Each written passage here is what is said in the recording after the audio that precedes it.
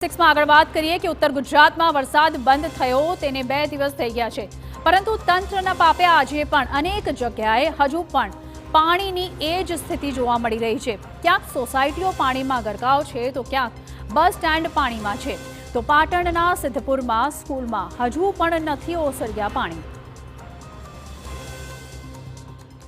આ દ્રશ્યો જુઓ, મહેસાણામાં સામાન્ય વરસાદમાં પાણી ભરાવાની સમસ્યા સતત વધી રહી છે, જેના કારણે મહેસાણાવાસીઓ પારાવાર હાલાકી વેઠી રહ્યા છે।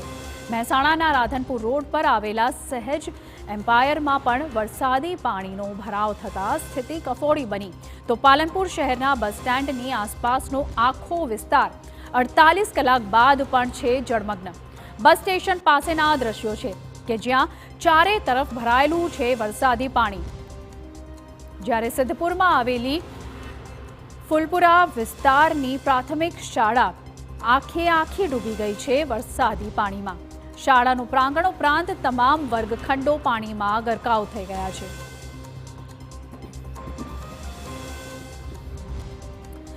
મહેસાણામાં 6 ઇંચ વરસાદ બાદ અનેક વિસ્તારો પાણી થઈ ગયા હતા। જોકે હજુ કેટલીક સોસાયટીઓ એવી છે જ્યાંથી પાણીનો નિકાલ થયો જ નથી। લોકો રજૂઆતો કરીને થાકી ગયા છે અને છેવટે લોકો રસ્તે ઉતરી આવ્યા છે।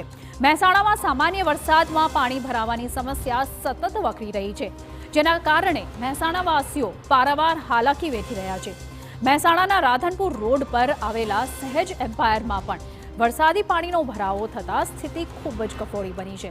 સહેજ એમ્પાયરની 20 જેટલી સોસાયટીના લોકોનું ઘરની બહાર નીકળવું પણ મુશ્કેલ થઈ ગયું છે અને આ મુદ્દે વારંવાર રજૂઆતો કરવા છતાં તંત્રએ સમસ્યાનો કોઈ જ ઉકેલ ન લાવતા આખરે રહીશો વેફર્યા અને 20 જેટલી સોસાયટીના રહીશો રોડ પર ઉતરીને ચક્કાજામ કરી રહ્યા છે। ખબરતા નથી, ખરાબ ભાષામાં વાતો કરે, મત લેવાતા એટલે આવતા હતા અને હવે કહે છે કે તારો મતની જરૂર નથી મારે।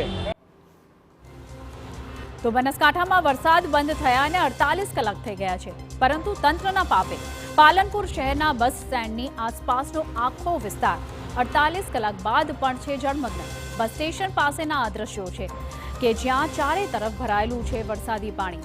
આ દ્રશ્યો જોઈને પહેલો વિચાર એ આવે કે બસ સ્ટેશનમાં જવું આખરે ક્યાંથી જવું, કેમ કે મુખ્ય પ્રવેશ દ્વાર તેમજ આસપાસના વિસ્તારોમાં મોટા પાયે પાણીનો ભરાવો થયો છે, જેના કારણે મુસાફરોને અંદર જવામાં ખૂબ જ હાલાકી પડી રહી છે। મુસાફરો પાણીમાંથી પસાર થવા માટે મજબૂર બન્યા છે।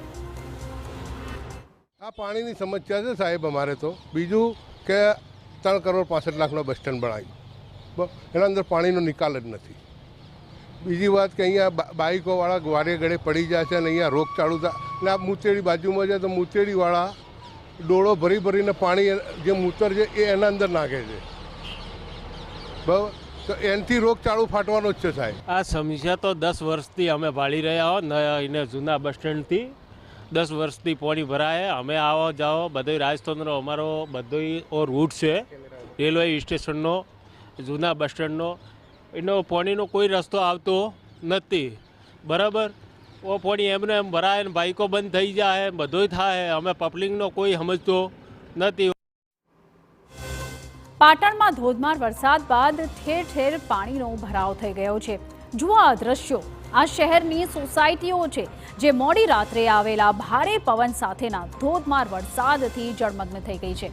કેટલાક સ્થળો એવા પણ છે જ્યાં ઘૂંટણસમાં પાણી ભરાયા છે અને લોકો સવાર પડતા જ હેરાન પરેશાન થઈ ગયા। આ તો તાજેતરના વરસાદની સ્થિતિ છે, પરંતુ પાટણના સરસ્વતી અને સિદ્ધપુર જિલ્લામાં વરસાદે ઠેર ઠેર હાલાકી સર્જી છે। સિદ્ધપુરમાં આવેલી ફૂલપુરા વિસ્તારની પ્રાથમિક શાળા આખી ડૂબી ગઈ છે વરસાદી પાણીમાં। શાળાનું પ્રાંગણ ઉપરાંત તમામ વર્ગખંડો પાણીમાં ગરકાવ થઈ ગયા છે। આખી શાળા જ જાણે જળમગ્ન થઈ ગઈ હોય તેવા દ્રશ્યો સામે આવ્યા છે। શાળામાં શિક્ષકો પણ પ્રવેશી શકે તેમ નથી, ત્યાં બાળકોને આવી હાલતમાં જીવના જોખમે શાળાએ કેવી રીતે મોકલવા? ચોતરફ એટલું પાણી ભરાયેલું છે કે શાળાની અંદર પ્રવેશી શકાય તેવી કોઈ જ સ્થિતિ નથી, જેના કારણે શિક્ષણ કાર્ય બંધ રાખવાની ફરજ પડી છે। સ્થિતિ એટલી કપરી છે કે શિક્ષકો પણ લાચાર છે।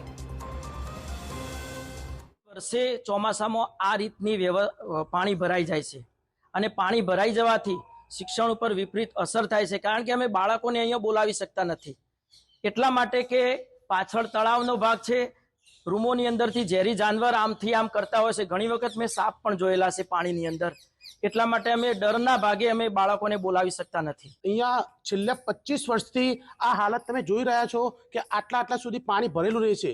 છોકરાઓની આવવાની એન્ટ્રીમાં જ પણ પાણી ભરેલું છે, એટલે છોકરાઓને રજાઓ આપવી પડે છે. ચોમાસાની અંદર એમનું શિક્ષણ કાર્ય બગડે છે અને તંત્ર જાગતું નથી. વારંવાર રજૂઆત કરવા છતાં પણ અહીંનો કોઈ નિકાલ આવતો નથી. દિલ્હીવાળી હવે સિદ્ધપુરમાં થવા જઈ રહી છે, એ આપ ટૂંક સમયમાં જોઈ રહેશો. એટલે હવે તંત્રને અને સરકારી અધિકારીઓને નમ્ર વિનંતી કે આ સ્કૂલના ગરીબ વિદ્યાર્થીઓ ભણે છે એટલે તમે ધ્યાન રાખતા નથી, પણ અહીંયા કંઈ કરો તો છોકરાઓનું શિક્ષણ કાર્ય બગડે નહીં.